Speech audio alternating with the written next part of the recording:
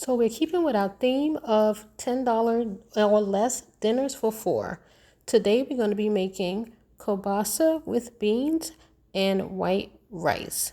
So first things first, we're going to measure out 2 cups of rice.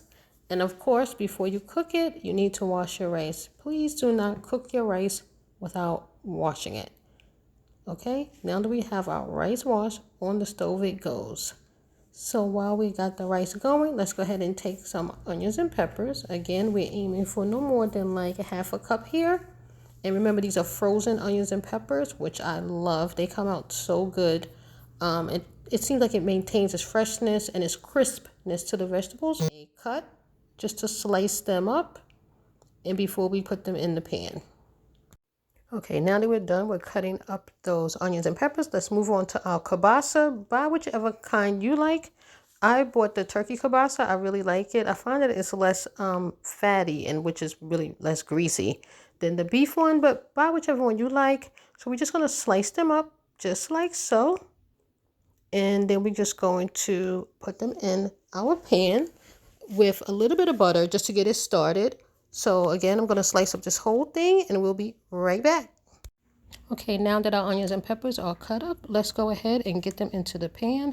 We're going to start out with 1 tablespoon of butter or margarine. Let that melt and then go ahead and add all of the onions and peppers as well as the sausage to the pan. We are going to let these cook until they are nice and brown on both sides. Now that our sausage are done, let's take our beans, and this is a large can of beans, the 28 ounce. I use this brand, but you can buy a cheaper brand as well, or any other kind that you want. I use the vegetarian beans, but they do have plenty options for like pork and beans, franken beans, but I like the vegetarian beans better than the one that's the pork and beans, so you can buy whichever ones you like. Again, so we're going to just let this cook down and simmer for a good 10 minutes. I like to get the beans nice and warm, add a little bit of water just to help them cook a bit more and get a nice thick gravy going. Again, I use the 28 ounces can. They do have smaller cans, but if you do, you're going to probably need 2. So let's go ahead and get this closed up and come back in about 10 minutes.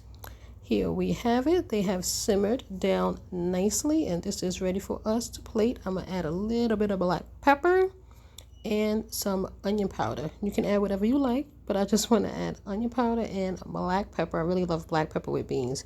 And give that a stir. Let it simmer for a little bit more, and we'll be back. Also, if you want to cut gas, get some fresh ginger or some powdered ginger I have here. And you can just sprinkle that in there to help cut the gas from the beans. And let's go ahead and give it a nice quick stir. And then we'll be ready to plate. Okay, so here's our plated kielbasa and beans with white rice. Let's go ahead and give it a try. So first thing we're going to do is just give a quick little slice of our kielbasa.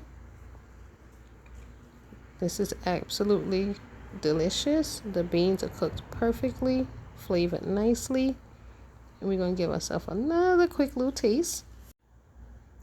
This is absolutely delish.